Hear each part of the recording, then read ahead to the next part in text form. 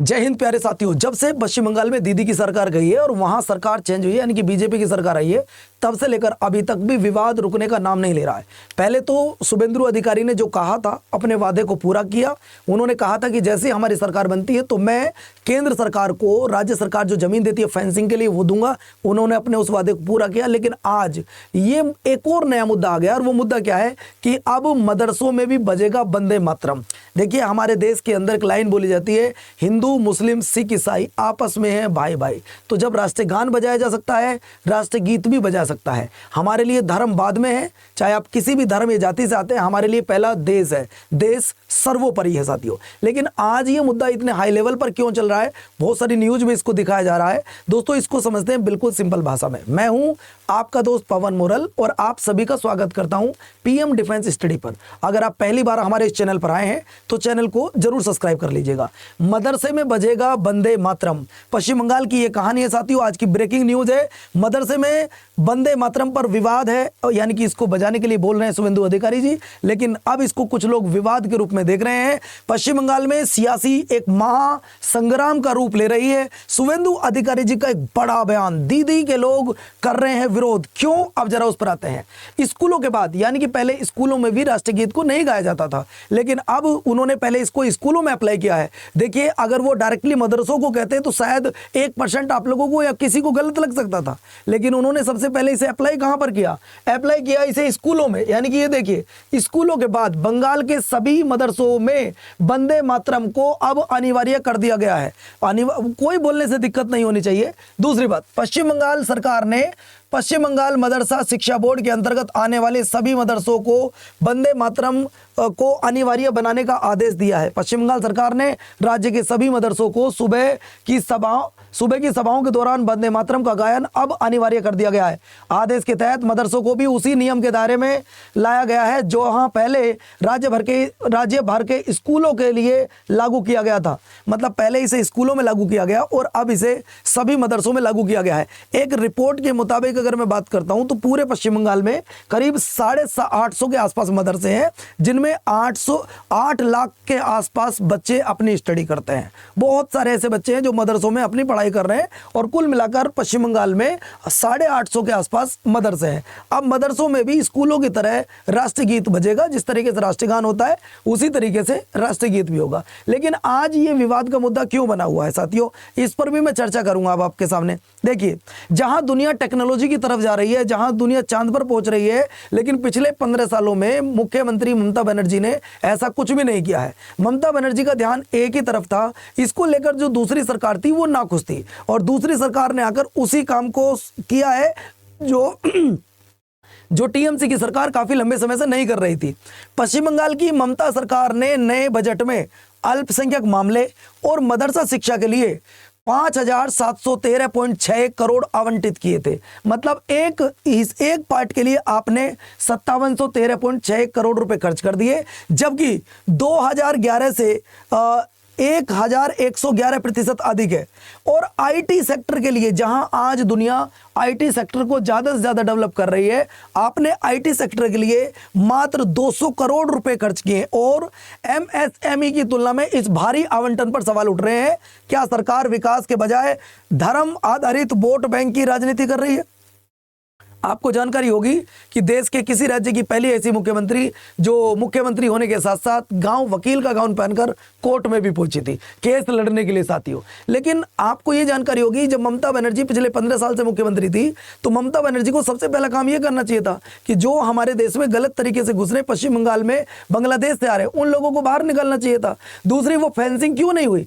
आज जहां शुभेंदु अधिकारी को भी 10 दिन सीएम बने हुए नहीं हुए, उन्होंने 10 दिन में वो कर दिया जो अब पिछले 15 साल में नहीं कर पाई हो। तो कहीं ना कहीं पिछली सरकार की यह नाकामी है, जहां उन्होंने एक पक्ष को इतना पैसा दिया हद से ज्यादा, और दूसरे पक्ष को उन्होंने बिल्कुल 0 पॉइंट पर रखा है। दोस्तों, जहां आज दुनिया चांद पर पहुंच रही है, मंगल पर जा रही है, टेक्नोलॉजी को हाई कर रही है, लेकिन इन्होंने टेक्नोलॉजी पर बिल्कुल भी पैसा खर्च नहीं किया है। ये देखो, बजट को लेकर कई तरह के सवाल हैं। वहीं आईटी एवं इलेक्ट्रॉनिक्स को महज 217 करोड़ रुपए और एमएसएमईएस को 1250 करोड़ रुपए दिए गए। आप सोचिए, ऐसे में सवाल उठता है कि क्या बंगाल को को सरकार विकास के बजाय वोट बैंक की राजनीति कर रही थी। मतलब उसे किसी से कोई फर्क नहीं पड़ता कौन क्या हो रहा है, कैसे हो रहा है, बस अपनी सीट की चिंता है, अपनी सीट जीतनी है, बात खत्म। देखिए, आप जैसा करोगे वैसा कहीं ना कहीं आपके साथ भी होगा, सीधी सी बात है। भारतीय संविधान की प्रस्तावना में राज्य को धर्मनिरपेक्ष घोषित किया गया है। आप सभी जानते हैं कि हमारा देश एक धर्मनिरपेक्ष राष्ट्र है, तो फिर इनका झुकाव एक ही तरफ होना कहीं ना कहीं वो गलत था। इसके बाद 1 जून से खत्म होगी ममता सरकार की मानदेय योजना, यानी कि मुख्यमंत्री जब थी ममता बनर्जी, उन्होंने एक योजना शुरू की थी जिसका नाम क्या था साथियों, उसका नाम था मानदेय योजना। अब ये कौन सा मानदेय योजना है जिसको आज बीजेपी की सरकार खत्म करने जा रही है? अब साथियों मैं आपको बताना चाहूंगा, इमाम मुएज्जिन वेतन योजना। ये कौन सी वेतन योजना है जरा देखिए, 2012 में इस योजना को शुरू किया गया था, इमाम मुएज्जिन वेतन योजना, और भी ज्यादा विवाद के रूप में आ चुके सामने।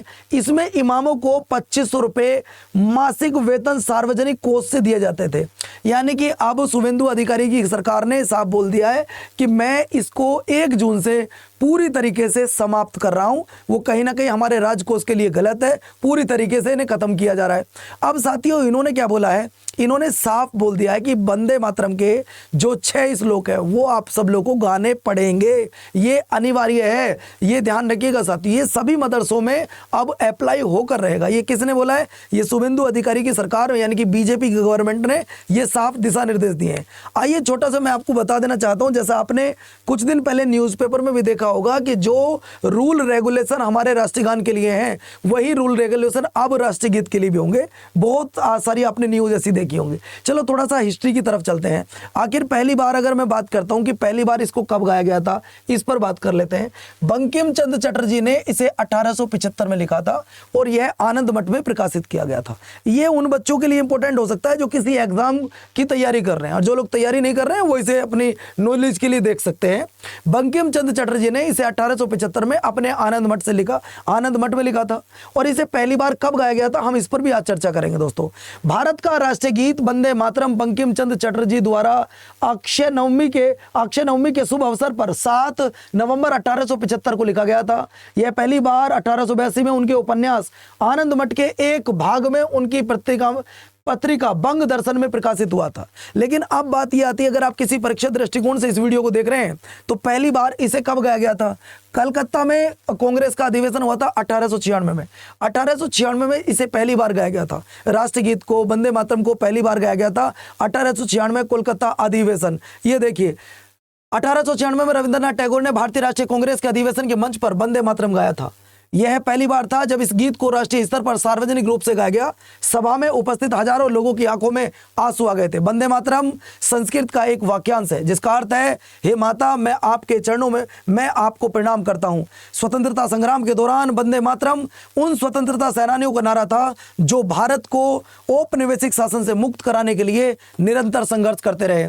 तो दोस्तों ये था छोटा सा मुद्दा जिसे मैंने आज आपको बहुत सिंपल भाषा में समझाने की कोशिश की है। ऐसी कोई बात नहीं जो आपको यहाँ परेशान करे, बहुत ही सिंपल भाषा में मैंने आपको समझाने की कोशिश की है।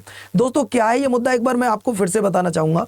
पश्चिम बंगाल में लगातार पिछले 15 साल से टीएमसी की सरकार थी और वो कई मामलों में विफल रही है, कई मामलों में सफल तो मैं नहीं कहूंगा, विफल ज्यादा मामलों में रही है। और ममता बनर्जी का झुकाव सिर्फ एक ही तरफ ज्यादा रहा है, आईटी सेक्टर की तरफ, रोजगार की तरफ, या सार्वजनिक स्थलों को सही करने की तरफ, या नौकरियों की तरफ, या अच्छे ब्रिज की तरफ, या रोड की तरफ। उनका ऐसा कोई ध्यान नहीं रहा है। अब दूसरी जो सरकार बनी है उन्हें उसी मुद्दों को उठाया जिनको ममता बनर्जी ने नहीं उठाया था। जैसे पहला, फेंसिंग नहीं हो पा रही थी, फेंसिंग कराई अब इस सरकार ने, जो सरकार आई है। तो मैं तो दिल से धन्यवाद देना चाहूंगा यहाँ शुभेंदु अधिकारी का। बहुत कहेंगे अब गए को गुरुजी आप शायद बीजेपी के समर्थक हो, यहाँ समर्थक की बात नहीं है, जो देश हित में काम करेगा मैं बोलूंगा। सीधी सी बात है, हमारे देश में अगर कोई भी गलत तरीके से एंट्री किया है, अभी भी समय है देश छोड़कर भाग जाओ, अभी भी समय है आप देश छोड़कर भाग जाओ। हम उस देश के नागरिक हैं कि तुम प्यार से बोलो तो जान ले लो हमारी, अगर आंखें दिखाओगे तो आंख हम निकाल लेंगे तुम्हारी। सीधी सी बात है कि अब मदरसों में बजेगा वंदे मातरम, ये सीधा ऐलान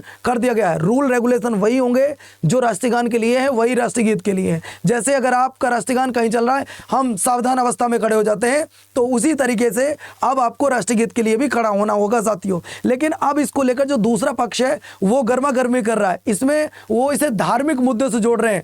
वो इसे किससे जोड़ रहे हैं? धार्मिक मुद्दों से, क्योंकि वो इस्लाम को मानते हैं। इस्लाम में एकेश्वरवाद को माना जाता है कि वो एक को मानते हैं, किसी दूसरे की पूजा वो नहीं करते हैं। तो दोस्तों इसीलिए वो इसका विरोध कर रहे हैं, लेकिन सरकार का फरमान है, मानना पड़ेगा। सीधी सी बात है साथियों। कई लोग मुझ पे भी अब बोलेंगे देखो गुरुजी आप बीजेपी के समर्थक हो, कैसी बात कर रहे हो। देखिए मैं सिर्फ वो बोल रहा हूं जो न्यूज में चल रहा है। जैसे ये news18.com की रिपोर्ट है, उसमें बताया गया है कि पश्चिम बंगाल सरकार ने पश्चिम मदरसा शिक्षा बोर्ड के अंतर्गत आने वाले सभी मदरसे को अनिवार्य कर दिया कि अब वहां वंदे मातरम गाया जाएगा। और मैंने आपको बताया कि करीब करीब पश्चिम बंगाल के अंदर 800 से ज्यादा मदरसे हैं जहां 8 या 8.5 लाख के आसपास बच्चे पढ़ाई कर रहे हैं। ये भी आप याद रखिएगा, मैंने आपको बताया था, ठीक है। और ऐसा ही नहीं कि मदरसों में आपको धार्मिक शिक्षा दी जाती है, मदरसों में अच्छे अच्छे बच्चे भी निकलते हैं जो कई जगह हमारे देश का नाम रोशन करते हैं, ठीक है। तो इसको आप अच्छे से समझिएगा बस साथियों। ममता बनर्जी पर सीधा सीधा बस एक आरोप यह है कि उन्होंने एक पक्ष पे ज्यादा ध्यान दिया है, दूसरे पक्ष पर उन्होंने ध्यान नहीं दिया। तो दोस्तों ये सिंपल सा मुद्दा था जिसे मैंने आपको आज बहुत ही सिंपल भाषा में समझाने की कोशिश की है। अगर आपको हमारी ये वीडियो पसंद आई हो तो चैनल को जरूर सब्सक्राइब कीजिएगा और हाँ अपना कमेंट जरूर साझा कीजिए। आपको क्या लगता है कि राष्ट्रगीत और राष्ट्रगान गाया जाना चाहिए पश्चिम बंगाल में मदरसों में या नहीं? आप मुझे कमेंट करके जरूर बताइएगा। जय हिंद, जय भारत।